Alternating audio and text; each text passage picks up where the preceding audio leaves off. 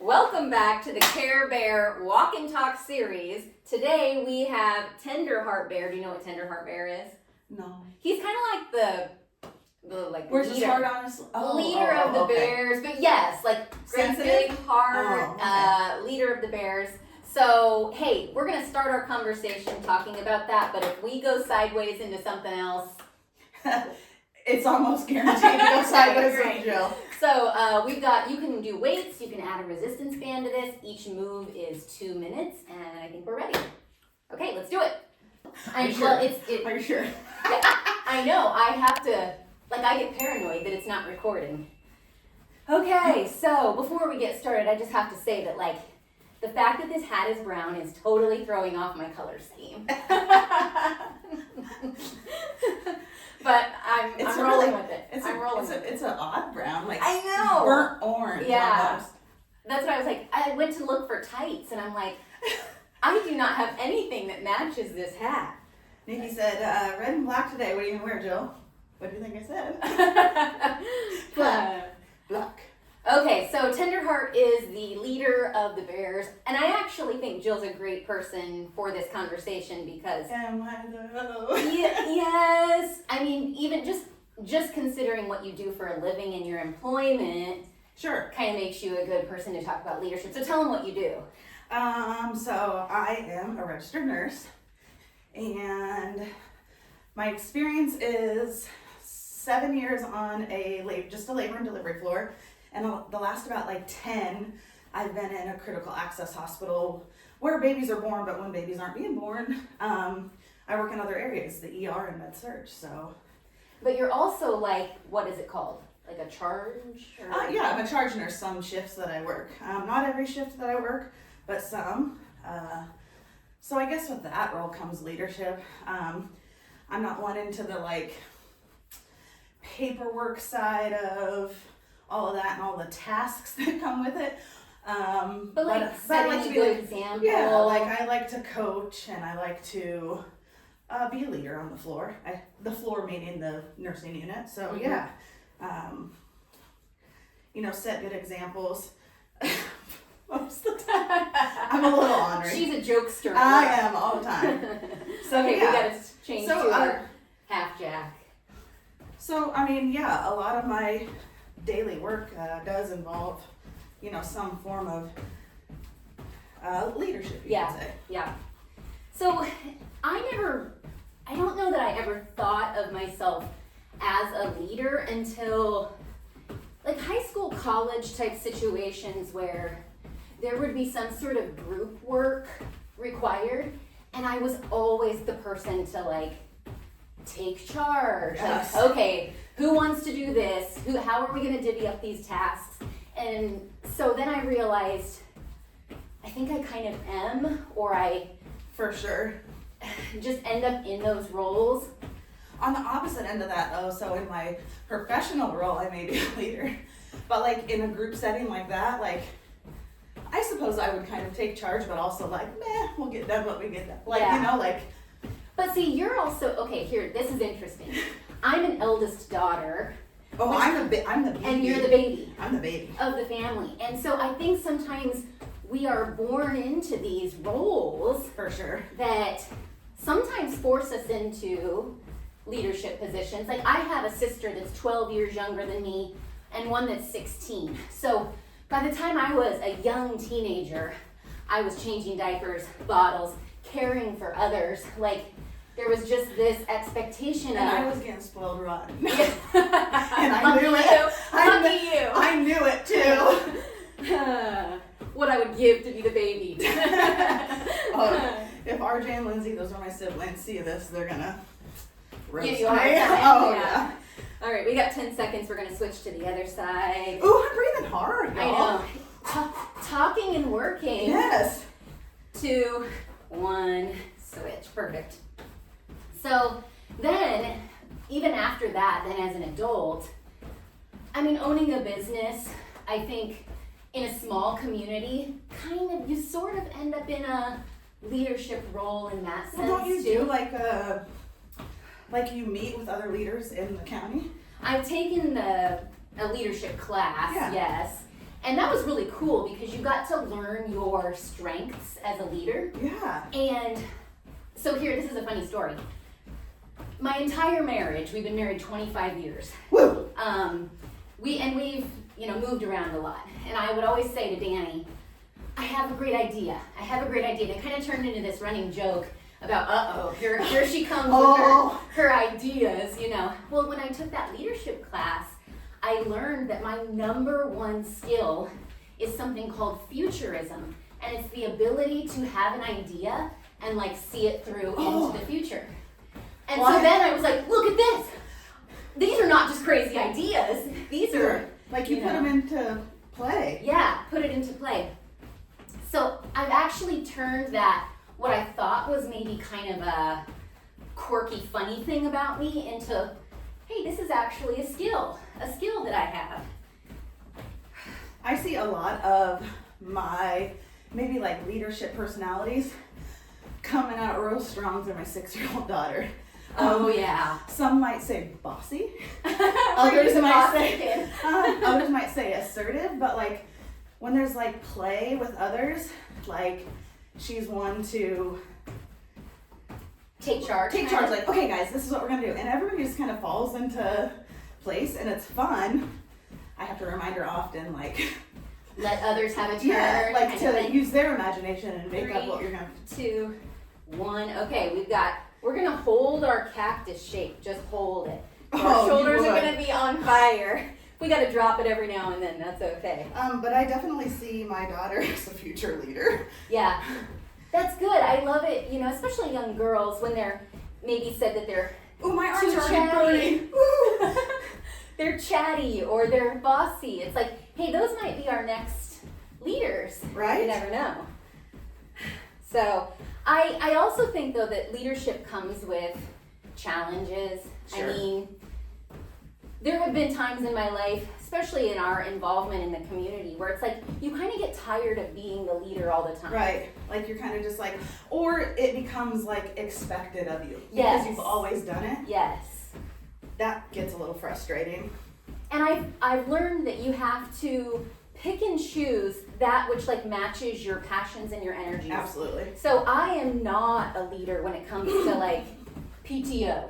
Yeah. And I love the moms that take charge and do the leadership of that, bring the snacks and whatnot. When it comes to stuff like that, I'm like, where can I send a check? Right. Where's my donation? So that's funny. So they just finished the fundraiser at the school and both of my kids, both of my kids were like, we want this, or like the prizes that you get, and I would rather just invest my time. Yeah. Or again, here's a donation.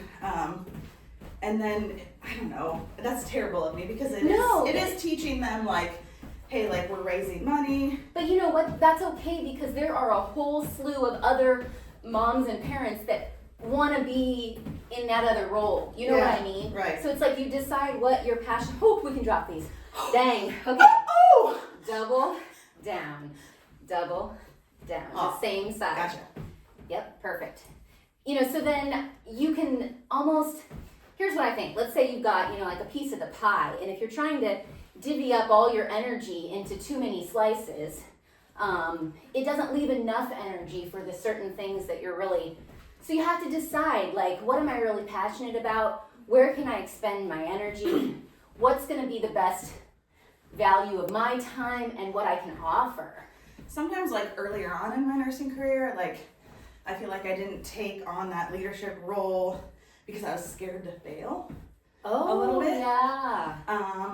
You gotta fail. You have to. You gotta fail. You have to. So there's been a lot of times in life and in my professional career where you failed.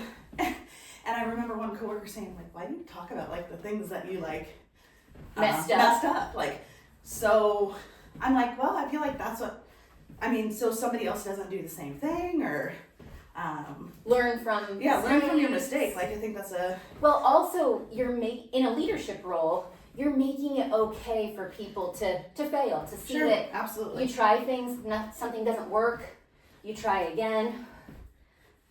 And I think we need more visibility of people doing that. You know, and I think even my channel has been a really important place for people to see that you show up, you give what you have that day. Not every workout is like a smash home run, but you just keep showing up. Right? No matter your ability, your body type, you just get on that rebounder. I always say, like, I think you've said it before too, is you're not sitting on the couch. All right, So switch. what if you get up here and you don't do a good job, right? Or you don't feel like you do. You're still up and you're still moving. You're still moving. So, side 2 legs, side 1 arm. It's See, look at me fail. It's always hard to do that other side. It's like your brain wants to go, hold on a second. Look at me. Just on the struggle bus this morning. I always do better on one side than I do the other. Same. But you know, we just keep going. We stay consistent. And it's been really important for me to bring representation of all ages on my channel. I mean, we've got everyone from my youngest would be my daughter, who's 18, and then my grandma, who's 90. And then there's everything in between. Yes. You know? I have a series of gals with like chronic illnesses. And I hope that, in a way, like my channel has made it okay for people to just show up. Just show up. Yep. I know, it's like talking and balancing, I have to really concentrate. Well, and like you see me like, I get like so off task. I'm like, what are you doing again? And squirrel. When there's no beat. Yeah, we're just kind of making our own beat here. But yeah, I would say if I had to sum it up, I kind of like being a leader, probably because, well, maybe this goes back to that bossiness, but sometimes I'm like, we should do it this way. Right. This is and so maybe that part of me likes the leadership role because I can kind of, in a way, call the shots. I don't know. Learning things about myself here. Right? Okay, let's see. We got to come down to, now we've got a heel press. We're going to press with our arms as well. So we held it last time. We get to press this time. We're down to 4 minutes. So this and one more move. So fast when we're talking. I know. And you know what? This is the 4th Care Bear video now. Yes. And I've had such a lovely response. People are like, that goes so fast. I love the conversation. Even if I watch it 2 or 3 times, like I love to hear the conversation. So I've enjoyed it. I enjoyed it. I'm I'm never short on words. It might not be everyone's cup of tea, but for those who kind of need that almost distraction of talking while they work out. And I'm breathing hard. And I gotta tell you this story. One of my channel members lives in Florida. Her name's Carrie. She homeschools, and they've used the Care Bear series as like discussion. Like we did one on bad moods, and so she used that. Did you talk about PMS in it? No, we missed that. Good thing you didn't invite Jill to that one. But she had, used it as an opportunity to chat with her kids. That's huge. I know. My arms are dying. Did you see me put mine down? Almost there. 30 seconds. And so I love that. You just never know what comes from. That's so good. Yeah. Like, that's something I can do with my kids. You totally could. Oh, my arms, Nikki. I know, mine too. Rude, and I don't even have weight. Woo! 20 seconds. That's where you just do what you can. Do as many as you can. 10 seconds, then we're down to our down bounce, and that is it. Yes. So what's left in the Care Bear series? We still have to do Luck Bear, which I think we'll talk about gratitude probably. That's a good one. Cheer Bear. Okay, down bounce. I went an extra 5 seconds there. Yeah, that was rude. Down bounce. What's a Cheer Bear? Gratitude. Oh, Bedtime Bear, which is like rest and relax, like the necessity of rest. So I'm looking forward to those conversations. Oh, me too. I'm thinking about it. Like sleep is one of probably the most important things in like my health. Well, even in fitness in general, there's so many people coming out now saying if you don't prioritize sleep, it's going to affect your recovery. We got to save this for the bedtime chat. We do. Oh. Stay tuned. It's leadership today. Leadership. Stay on task, Jill. Is there an on task there? Because I'm here. No, I'm not there. So after this, we're going to go on and film a fun 15-minute cardio blast. Woo! So these workouts are like really fantastic warm-ups too. I mean, we're more than warmed up now. I think most things I want to instill as a leader is instill that in my children. Yeah. You know, sticking up for people yes, who like are... say something that needs to be said, but there's always a way that it's our delivery, right? Yes. So we talk about like how we know something needs to be said, but it's in our delivery of how it's interpreted, right? Yeah. So we need to make sure it's kind and... We actually kind of touched on that in the grumpy mood conversation. Yes. It's in that delivery, and you don't have to say it in a rude way. No, you know, no. you can find a way to be kind. Agree. And I think leaders are just really necessary. We need them, and people have to, you know, it's scary to put yourself in that role sometimes, but gotta go for it. Gotta go for it. Okay, here we go. 3, 2, 1. Thank you for joining us for the Care Bear series. See you next time. Bye-bye.